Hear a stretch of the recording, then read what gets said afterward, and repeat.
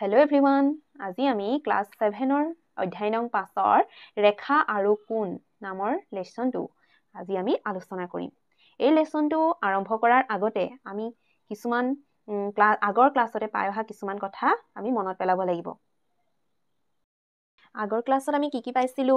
বিন্দু পাইছিলো, ৰেখা পাইছিলো, ৰেখা খণ্ড পাইছিলো, ৰশ্মি পাইছিলো। নহয় জানো? এই বিন্দু কেনেকৈ আছিলে? এ বিন্দু, ৰেখা কেনেকুৱা আছিলে? এ বি ৰেখা, ৰেখাখণ্ড কেনেকুৱা আছিলে? এ বি ৰেখাখণ্ড, ৰশ্মি কেনেকুৱা আছিলে? এফালে কাৰচিন আছিলে ন ৰশ্মিৰ, এইটো হ'ব এ। ইয়াৰ উপৰিও আমি কি পাইছিলো? কোণ, এ অ বি কোণ পাইছিলো। কোণ, এটা কোণৰো ভাগ আছে, ভাগ পাইছিলো আমি কি পাইছিলো? সমকোণ পাইছিলো, সূক্ষ্মকোণ, স্থূলকোণ পাইছিলো, প্ৰবৃদ্ধ কোণ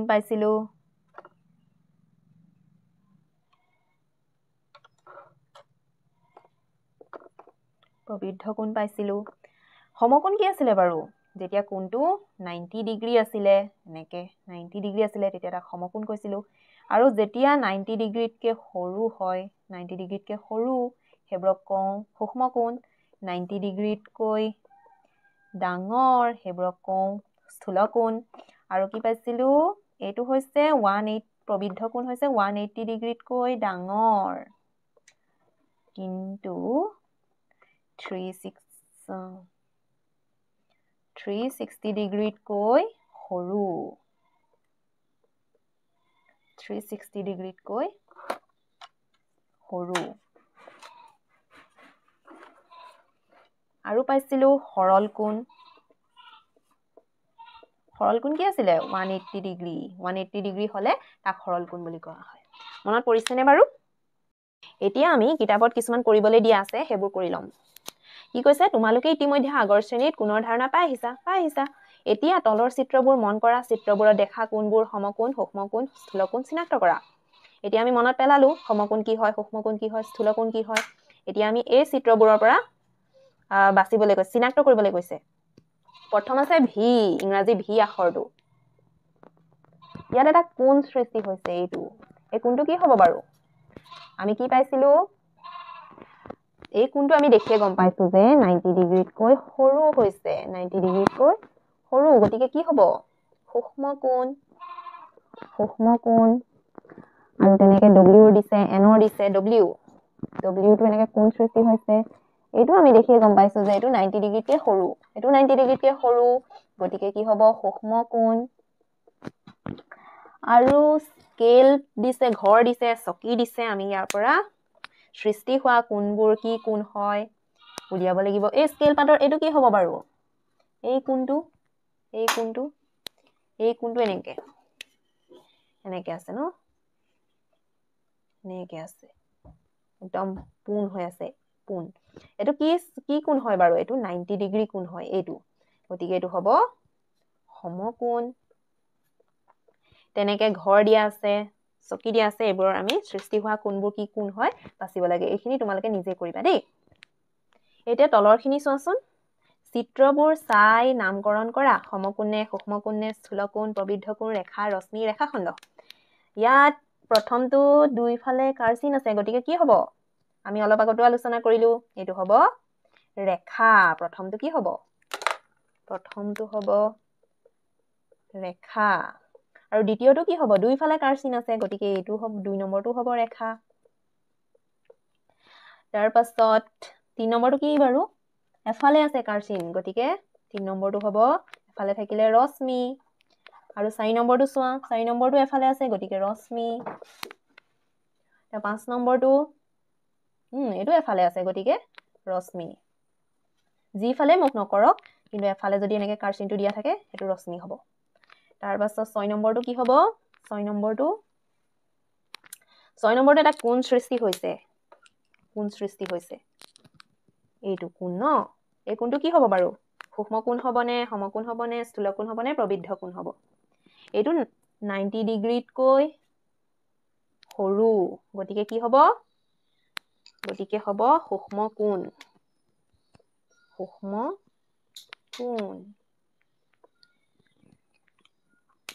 এটা নেক্সটটো চোৱা নেক্সটটোত এটা ডাঙৰ কোণ দিছে এই কোণটো এটা ডাঙৰ কোণ কি হ'ব সমকোণ হ'ব নে সূক্ষ্ম কোণ হ'ব নে স্থূল কোণ হ'ব নে প্ৰবৃদ্ধ কোণ এই কোণটোত কি হৈছে 180 ডিগ্ৰীতকৈ ডাঙৰ কিন্তু 360 ডিগ্ৰীতকৈ সৰু গতিকে এইটো হ'ব প্ৰবৃদ্ধ কোণ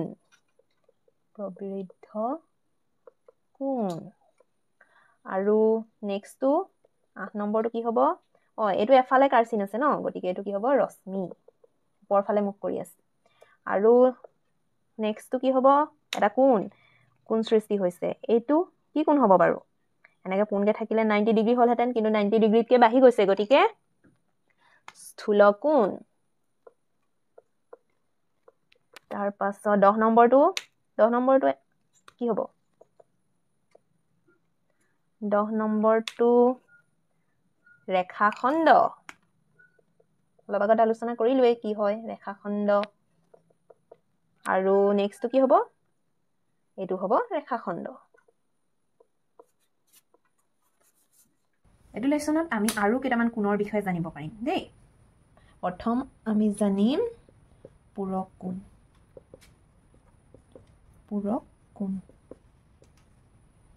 কোণ কি হয় যেতিয়া দুটা কোণ ধৰি লোৱা 50 ডিগ্ৰী এটা হ'ব 40 ডিগ্ৰী যোগ কৰি চাওঁচোন কিমান হ'ব বাৰু 50 plus 40 degree equal to 90 degree আৰু এটা চাবা দেই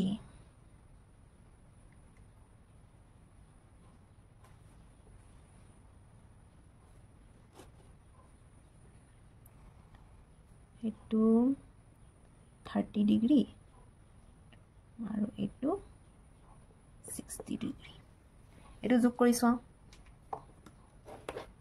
30 প্লাছ 60 সমান 90 ডিগ্ৰী এইটো চোৱা ইয়াৰ পৰা আমি বুজিব লাগিব যেতিয়া দুটা কোণৰ যোগফল 90 ডিগ্ৰী হয় তেতিয়া এটাক আনটোৰ পূৰক কোণ বুলি কোৱা হয় বুজি পাইছানে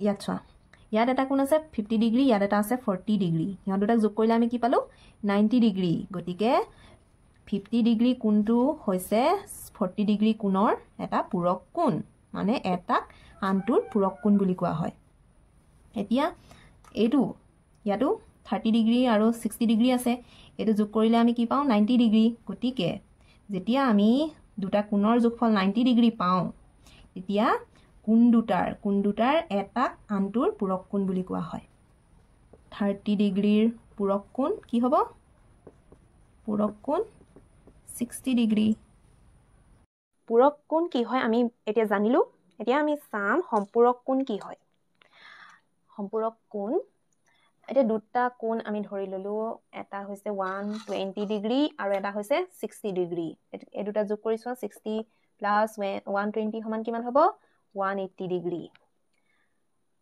যেতিয়া দুটা কোণৰ যোগফল 180 হয় তেতিয়া কোণ দুটাৰ এটাক আনটোৰ সম্পূৰক কোণ বুলি কোৱা হয় পূৰক কোণত কি আছিলে যেতিয়া কোণ দুটাৰ যোগফল 90 ডিগ্ৰী আছিলে তেতিয়া এটাক আনটোৰ পূৰক কোণ বুলি কোৱা হৈছিলে কিন্তু সম্পূৰকত কি হৈছে যেতিয়া কোণ দুটাৰ যোগফল 180 ডিগ্ৰী হয় তেতিয়া এটাক আনটোৰ সম্পূৰক কোণ বুলি কোৱা হয় এতিয়া 60 ডিগ্ৰীৰ সম্পূৰক কোণ কি হ'ব সম্পূৰক কোণ কিমান 120 দুটাৰ যোগফল কি হ'ব লাগিব 180 ডিগ্ৰী এতিয়া 120ৰ সম্পূৰক কোণ কিমান 60 বুজি পাইছানে সন্নিহিত কোণ কি হয় যেতিয়া দুটা কোণ এইটো কোণ ধৰি লোৱা ডি নাম দিয়া ইয়াক এ দিছো এই কোণটো আৰু ডি কোণটো লগ লাগি আছে নে ওচৰা ওচৰিকৈ যেতিয়া দুটা কোণ এনেকৈ ওচৰা ওচৰিকৈ লাগি থাকিব তাক সন্নিহিত কোণ বুলি ক'ব দেই এতিয়া এইটো চাবা দেই এতিয়া এই কোণটো এনেকৈ আছে ডি কোণটো এনেকৈ আছে এইটো সন্নিহিত নহয় সন্নিহিত নোহোৱা কোণ এইটো হৈছে সন্নিহিত কোণ পাৰ্থক্যটো ধৰিব পাৰিছানে যেতিয়া লগ লাগি থাকিব ওচৰা ওচৰিকৈ আৰু এটা সাধাৰণ শীৰ্ষবিন্দু থাকিব সাধাৰণ শীৰ্ষবিন্দু ইয়াৰ সাধাৰণ এটা শীৰ্ষবিন্দু আছে দুইটাৰ শীৰ্ষবিন্দু একেটাই গতিকে এনেকুৱা কোণবিলাকক কোৱা হয় সন্নিহিত কোণ এ কোণ আৰু ডি কোণৰ দুটা বেলেগ বেলেগ নিজৰ নিজৰ কি আছে শীৰ্ষবিন্দু আছে গতিকে ইয়াক সন্নিহিত নহয় এতিয়া আমি ৰৈখিক জুৰীয়া কোণ কি হয় তাক আলোচনা কৰিম ইয়াত মই এযোৰ সন্নিহিত কোণ অংকন কৰিলোঁ হয়নে সন্নিহিত কোণ কি লগ লাগি আছে দুটা কোণ এতিয়া এই সন্নিহিত কোণ দুটা যোগ কৰিম 120 + 60 ডিগ্ৰী = কিমান হ'ব 180 ডিগ্ৰী যেতিয়া এযোৰ সন্নিহিত কোণৰ যোগফল 180 ডিগ্ৰী হ'ব আৰু এই সাধাৰণ বাহুৰ বাহিৰে বাকী বাহু দুটাই যেতিয়া এডাল ৰেখাৰ সৃষ্টি কৰিব তেতিয়া তাক ক'ব ৰৈখিক জুৰীয়া কোণ এতিয়া আমি পঢ়িম বিপ্ৰতীপ কোণ কি হয় যেতিয়া দুডাল ৰেখা এইটো এডাল ৰেখা যেতিয়া দুডাল ৰেখাই ইটোৱে সিটোক কটাকটি কৰিব তেতিয়া কটাকটি কৰা বিন্দুত চাৰিটা কোণ উৎপন্ন হ'ব ধৰি ললো এই কোণটো 1 এই কোণটো 2 এই কোণটো 3 এই কোণটো 4 এতিয়া চোৱাচোন 1 আৰু 3 টো বিপৰীত ফালে আছে আৰু 2 আৰু 4 টো বিপৰীত ফালে আছে গতিকে এই বিপৰীত কোণবোৰক কোৱা হয় বিপ্ৰতীপ কোণ এতিয়া ইয়াত কি হৈছে কোণ 1 আৰু কোণ 3 কি হ'ব এযোৰ বিপ্ৰতীপ কোণ আৰু কোণ হ'ব কোণ 2 আৰু কোণ 4 এযোৰ বিপ্ৰতীপ কোণ আৰু এটা কথা মনত ৰাখিবা বিপ্ৰতীপ কোণবোৰ সদায় সমান হয় মানে কোণ 1 ইকুৱেল কোণ 3 কোণ 2 ইকুৱেল কোণ 4